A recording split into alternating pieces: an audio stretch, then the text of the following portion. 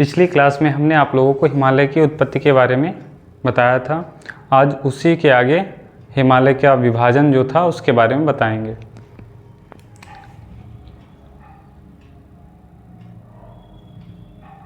हिमालय का विभाजन।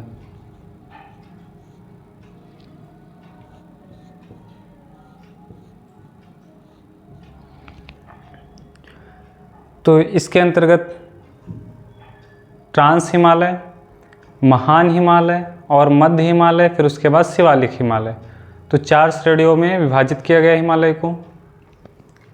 देखते हैं हिमालय को 4 श्रेणियों में विभाजित किया जाता है। हिमालय को 4 श्रेणियों में विभाजित किया जाता है। तो पहला हमने कौन सा बताया था? ट्रांस हिमालय। ट्रांस हिमालय तो यह हिमालय की सबसे प्राचीन श्रेणी है। सबसे पुरानी श्रेणी कौन सी है हिमालय की? ट्रांस हिमालय। इस श्रेणी में काराकोरम, लद्दाख, कैलाश श्रेणियाँ आती हैं। कौन कौन सी श्रेणियाँ आती हैं? काराकोरम, लद्दाख और कैलाश श्रेणी आती हैं। जो ट्रांस हिमालय है उसी श्रेणी के अंतर्गत काराकोरम, लद्दाख और कैलाश श्रेणियाँ आती हैं। ट्रांस हिमालय का निर्माण तैथिस सागर के अवसादों से हुआ है। जहाँ हिमालय था वहाँ पहले तैथिस सागर था, हमने पिछली क्लास में बताया था। तो उसके जो अवसाद थे उसी से निर्मित हुआ है कौन सा? ट्रांस हिमालय।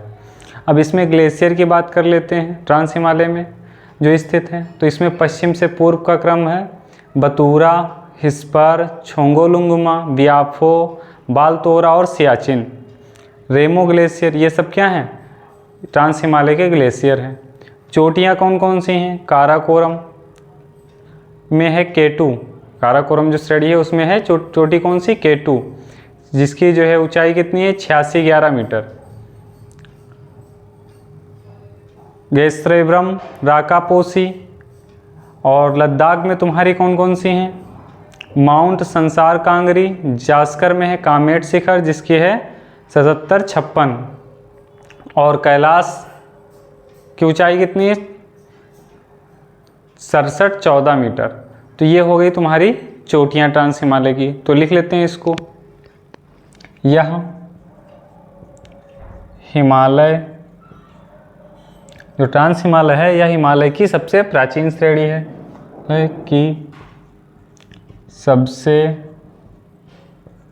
प्राचीन श्रेणी है। यह हिमालय की या ट्रांस हिमालय हिमालय की सबसे प्राचीन श्रेणी है।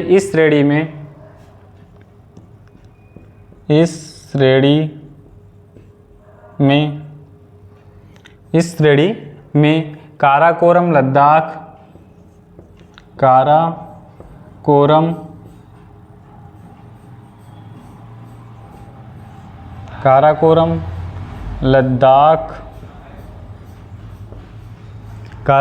लद्दाख और कैलाश श्रेणियाँ स्थित हैं। और कैलाश श्रेणियाँ स्थित हैं।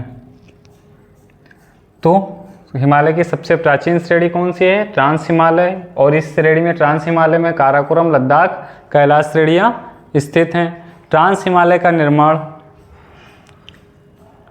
ट्रांस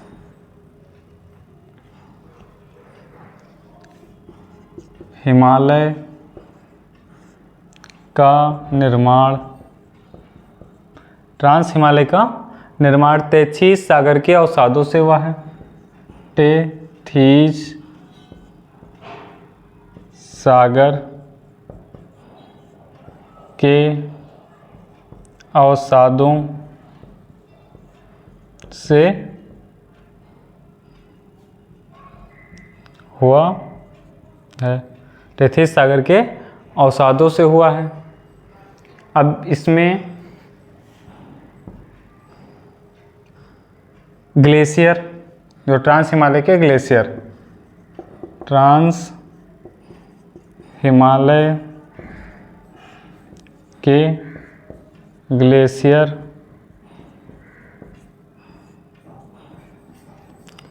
कौन कौन से हैं? बतूरा हिस्पर,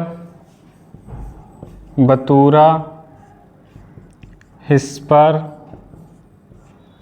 बतूरा हिस्पर, छोंगोलुंगमा, छोंगोलुंगमा,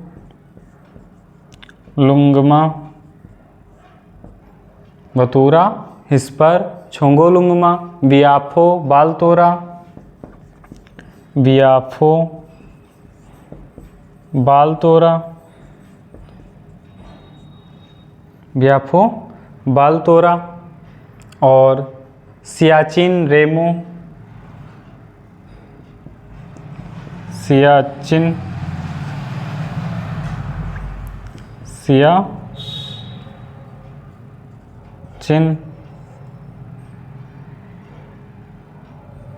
रेमो ग्लेशियर, ये सब ग्लेशियर है। अच्छा, इनका क्रम किधर से किधर का है? तो पश्चिम से पूर्व की ओर। किधर से क्रम है? पश्चिम से पूर्व की ओर, क्योंकि एक क्वेश्चन आया था ग्लेशियरों का क्रम बताने के लिए, पश्चिम से पूर्व, तो इनको उसी क्रम में लगाया गया है यहाँ पे। ट्रांस हिमालय के ग्लेशियर है। अब चोटियाँ कौन कौन सी आती हैं? चोटियाँ तो श्रेणियों के हिसाब से चोटियों को देख लेते हैं। काराकोरम, काराकोरम, ये सबसे उत्तर में स्थित है। तो इसमें कौन सी है? K2, गार्डनस्टीन K2। इसकी ऊंचाई कितनी है? 86-11 मीटर, 86-11। ये किस में स्थित है? काराकोरम में। फिर अगली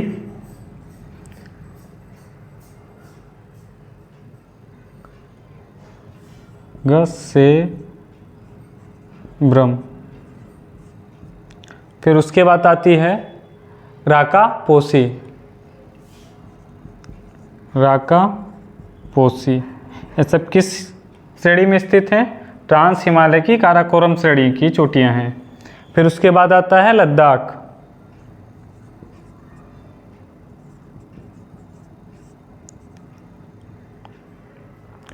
तो ये इसमें है माउंट संसार कांगरी,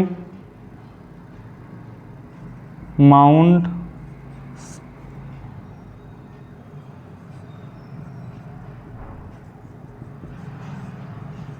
कांगरी। उसके बाद जास्करत,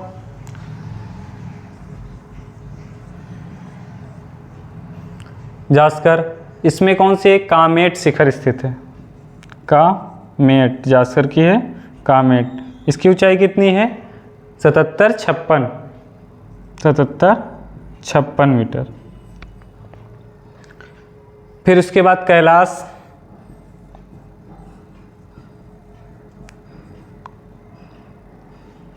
अच्छा, ये श्रेणियों का जब क्रम पूछता है तो ये कैलाश तुम्हारी तिब्बत साइड में पड़ता है, तो इधर आ जाता है कलजाप, कलजाप, यानी का से काराकोरम, ला से लद्दाख और जा से जास्कर, पी से पीर पंजाल, पा से पीर पंजाल। तो ये हो जाता है तुम्हारा श्रेणियों का क्रम।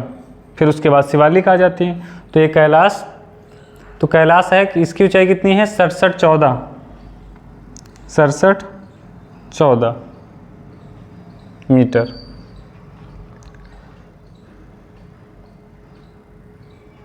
अब अगला है महान हिमालय।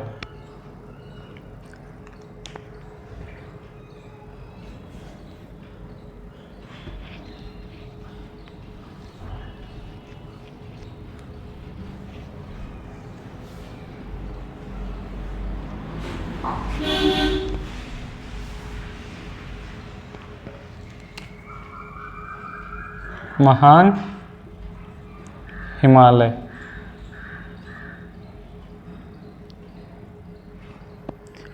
तो महान हिमालय को ग्रेट हिमालय यानी हिंदी में महान कहा जाता है, फिर हिमाद्री कहते हैं क्योंकि इसकी चोटियाँ बर्फ़ से ढकी रहती हैं, ऊंची ऊंची चोटियाँ ऐसी महान हिमालय में पाई जाती हैं। आंतरिक हिमालय भी के नाम से जाना जाता है इसको। और यह हिमालय की दूसरी सबसे प्राचीन श्रेणी है। पहली कौन थी? ट्रांस हिमालय सबसे प्राचीन थे, उसके बाद महान हिमालय। तो लिख लेते हैं महान हिमालय। महान हिमालय, महान हिमालय को ग्रेट हिमालय, को ग्रेट, महान, ग्रेट हिमालय, हिमाद्री आंतरिक, हिमाद्री आंतरिक हिमालय, आंतरिक हिमालय के नाम से जाना जाता है, के नाम से जाना जाता है, के नाम से जाना जाता है। यह हिमालय की दूसरी सबसे प्राचीन श्रेणी है। यह हिमालय की दूसरी सबसे प्राचीन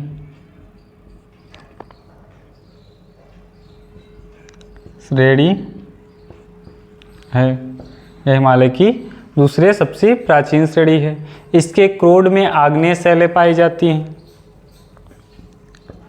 इसके जो महान हिमालय श्रेणी है उसके आंतरिक भाग में क्या पाई जाती है? आग्नेय शैलें पाई जाती हैं। इसके क्रोड में आग्नेय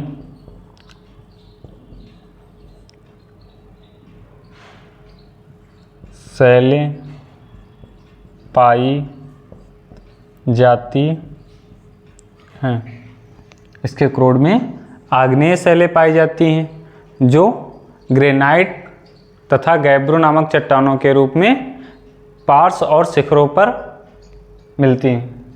तो ये इसके क्रोड में आग्नेय शैलें पाई जाती हैं जो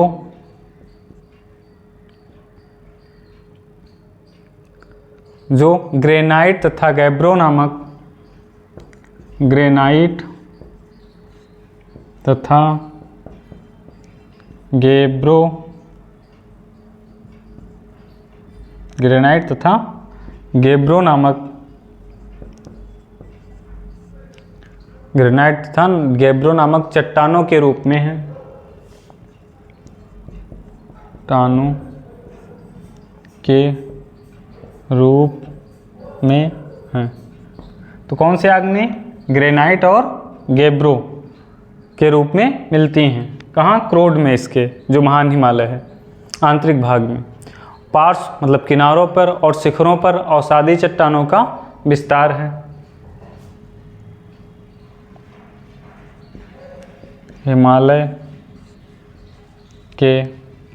हिमालय के पार्श्व और शिखरों पर, पार्श्वों और शिखरों पर, पार्श्वों और शिखरों पर अवसादी चट्टानों का विस्तार है। अवसादी चट्टानों का विस्तार है। किन चट्टानों का विस्तार है? पार्श्व और शिखरों पर अवसादी। और आंतरिक में कौन सी चट्टानें पाई जाती हैं? ग्रेनाइट और गैब्रो एक ऐसी हैं आग्नेय चट्टानें हैं। अब निर्माण देखते हैं इसका, किस काल में हुआ निर्माण। तो इसका निर्माण कब हुआ? सेनोजोइक युग के टर्सरी के ओलिगोसीन युग में। सीनोजोइक के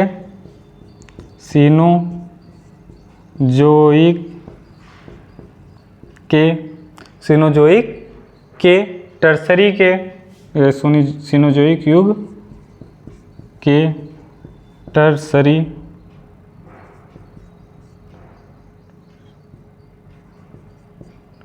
टर्सरी या टर्सरी लिख लो, टर्सरी के ओलिगोसीन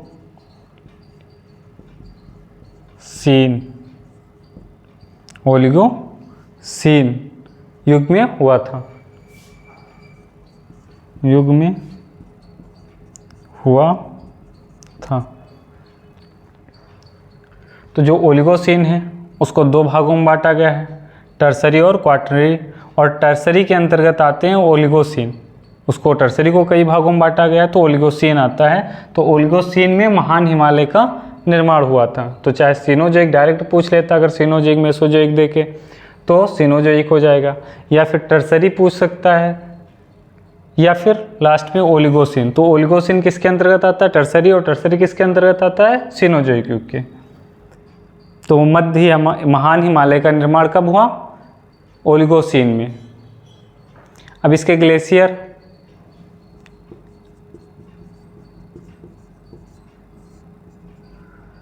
ग्लेशियर कौन कौन से हैं? गंगोत्री, मिलाम, पिंडर,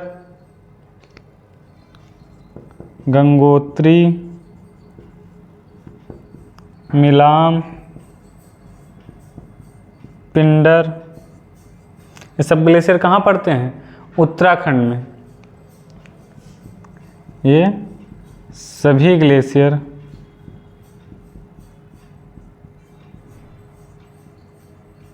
उत्तराखंड में हैं।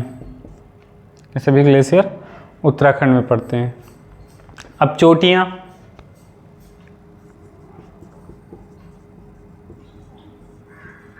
चोटियाँ कौन कौन सी आती हैं महान हिमालय में? नंगा पर्वत जो है उसकी चोटी है नंगा। इसकी कितनी ऊंचाई है? 81-26। फिर उसके बाद आता है माउंट एवरेस्ट।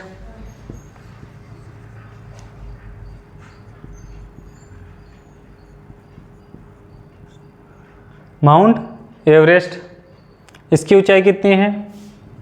8,848। 8,850 भी था लेकिन 8,848 माना था। कंचनजंगा,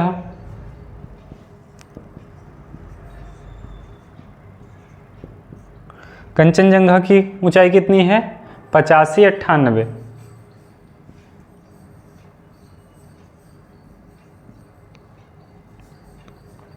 तो ये जो चोटियां हैं महान हिमालय की थी, कौन सी? नंगा, माउंट एवरेस्ट, विश्व की सबसे ऊंची चोटी माउंट एवरेस्ट, कंचनजंगा। अब आता है इसके बाद मध्य हिमालय।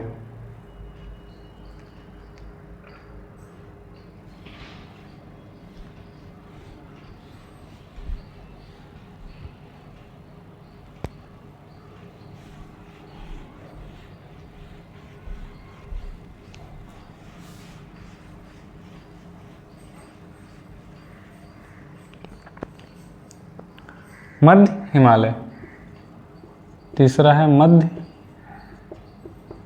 हिमालय। तो जो मध्य हिमालय है इसको हिमाचल या लघु हिमालय भी कहा जाता है। मध्य हिमालय को हिमाचल या लघु हिमालय भी कहा जाता है।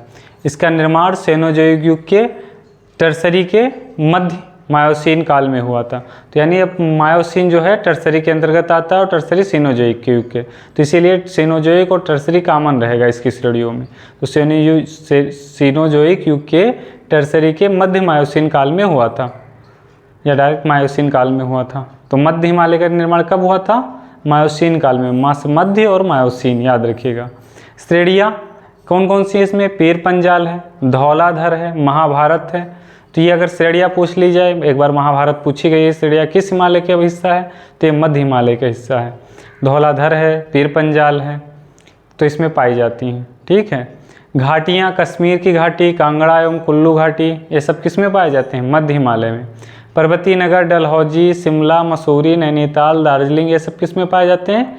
मध्य हिमालय में। नदियाँ, ब्यास, रावी, सतलज, यमुना, गंगा आदि नदियाँ कहाँ से निकलती हैं?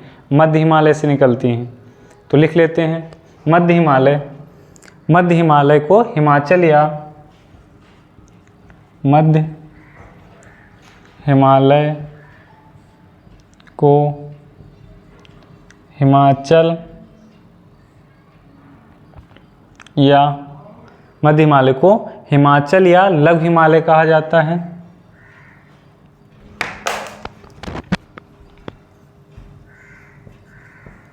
लघु हिमालय कहा जाता है।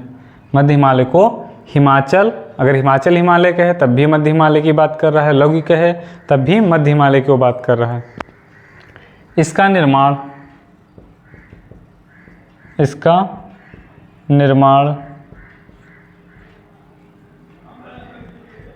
सीनोज़ोइक युग के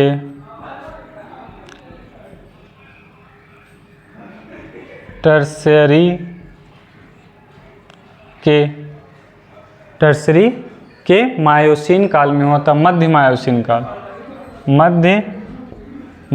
काल में हुआ था। मायोसीन काल में हुआ था। अब इसकी श्रेणियाँ देख लेते हैं। श्रेणियाँ कौन कौन सी श्रेणियाँ पाई जाती हैं इसमें? तो पीर पंजाल,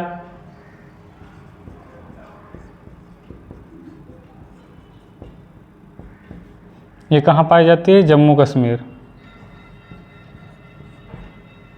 फिर उसके बाद धौलाधर हिमाचल में, धौलाधर हिमाचल में, धौलाधर। और उसके बाद महाभारत, ये कहाँ पाई जाती है? या महाभारत से पहले आप लिख लीजिए मसौरी या नाग टिब्बा, मसौरी या नाग टिब्बा, सौरी या नाग टिब्बा, ये उत्तराखंड में।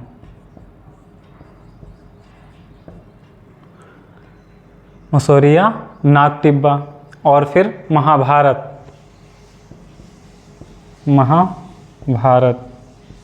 ये कहाँ पाई जाती है? नेपाल में।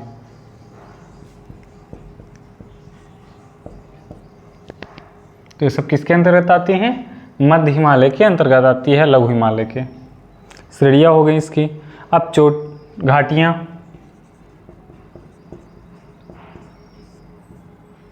तो घाटियाँ कौन कौन सी हैं? कश्मीर की घाटी, कांगड़ा, कुल्लू घाटी,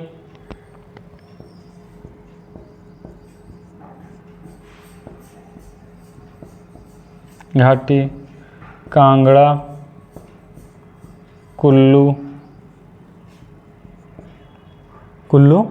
घाटी। पर्वतीय नगर कौन कौन से हैं?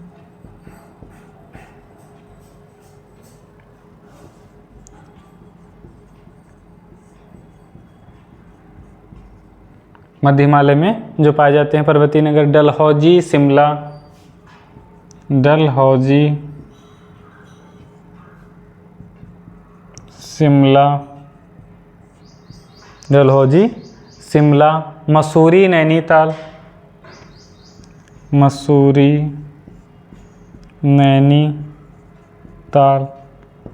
जब ये जो पर्वतीय नगर हैं जब इसमें मध्य हिमालय में पाए जाते हैं तो यहाँ पर स्थित पर्वत या कोई घाटी अगर है तो पूछ ली जाती है, तो वो भी किस में पाई जाएगी? मध्य हिमालय में पाई जाएगी। तो डलहौजी, शिमला, मसूरी, नैनीताल, दार्जिलिंग,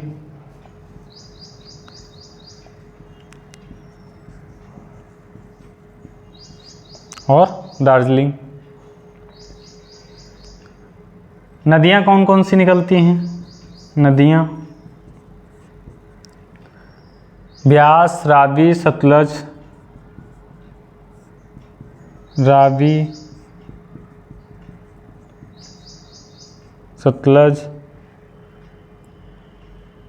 यमुना, गंगा आदि।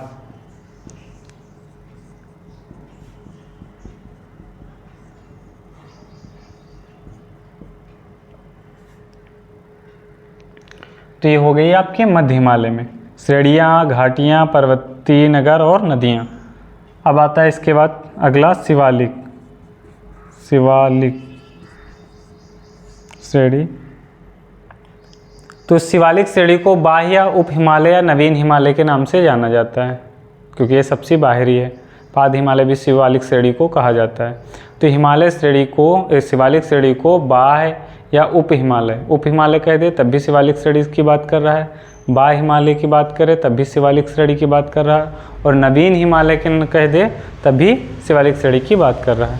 तो लिख लेते हैं शिवालिक श्रेणी को,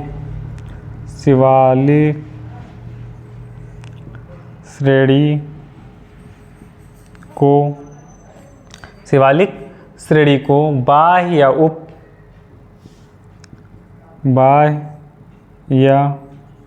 उप हिमालय, शिवालिक श्रेणी को बाह्य या उप हिमालय और नवीन हिमालय के नाम से जाना जाता है, और नवीन हिमालय के नाम से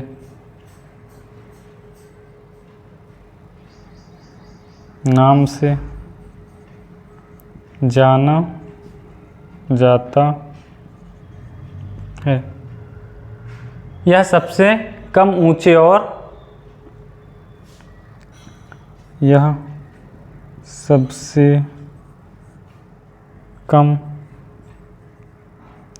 ऊंचाई या सबसे कम ऊंची है, या सबसे कम ऊंची श्रेणी है,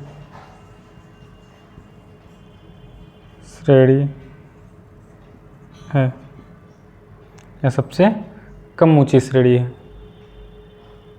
निर्माण कब हुआ? सिनोज़ोइक युग के, टर्सरी के, प्लायोसीन युग में। निर्माण लिख लेते हैं, निर्माण सिनोज़ोइक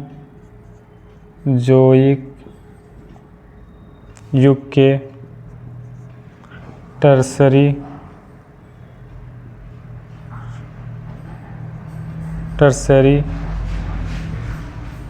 के, सिनोज़ोइक युग के, टर्सरी के, प्लायोसीन युग में, प्लायोसीन युग में हुआ था। तो तुम्हारा मध्य हिमालय मायोसीन युग और शिवालिक हिमालय प्लायोसीन युग में, और महान हिमालय ओलिगोसीन युग काल में हुआ था। अब इसके बाद इसके कुछ पॉइंट हैं इसके अंतर्गत, कौन कौन से? लघु हिमालय तथा शिवालिक के बीच स्थित लंबवत घाटी को दून कहते हैं। दून, जो लघु और हिमालय और शिवालिक हिमालय के बीच स्थित जो घाटियां हैं उनको क्या कहा जाता है? दून कहा जाता है। लघु हिमालय, यानी लघु हिमालय किसे कहते हैं? मध्य हिमालय या हिमाचल को। तो लघु हिमालय तथा शिवालिक के बीच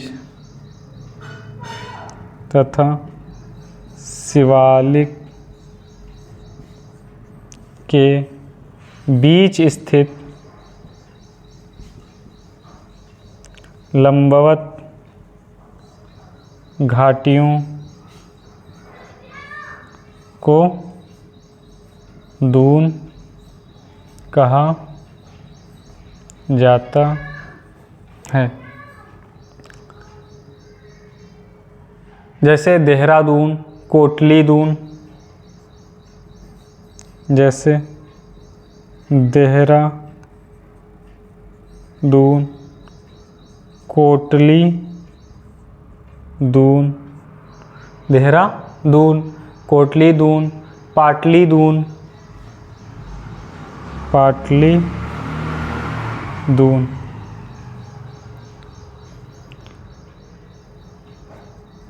जो तुम्हारा शिवालिक हिमालय है ये पश्चिम बंगाल और भूटान के बीच विलुप्त हो जाता है, बाकी पूरे जो है हिमालय के साथ समांतर पाया जाता है।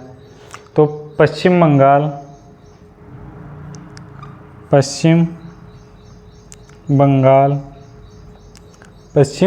बंगाल और भूटान के मध्य भूटान के मध्य,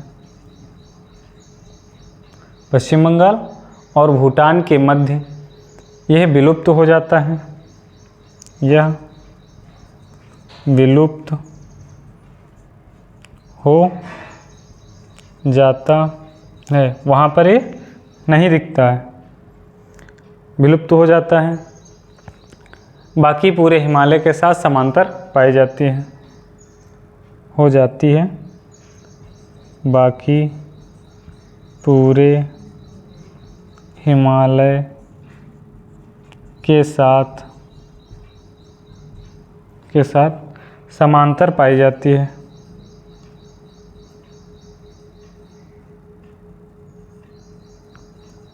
पाई जाती है।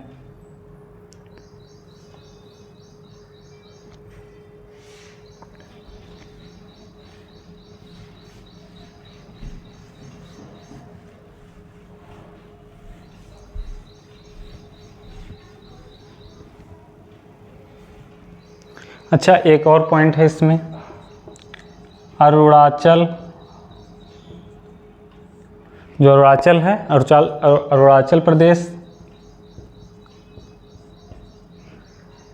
में मिरी, मिसमी, अभोर, मिरी, मिसमी, अभोर, मिरी, मिसमी, अभोर पहाड़ियों का ही रूप है।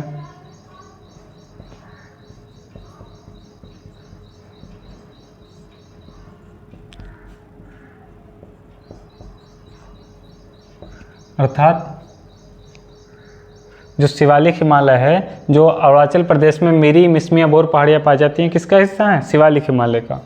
ठीक, शिवालिक हिमालय के रूप में ये पहाड़ियाँ पाई जाती हैं। तो इसके आगे के जो है हिमालय के बारे में जो प्रादेशिक विभाजन है, उसको अगली क्लास में आप लोगों को बताएंगे।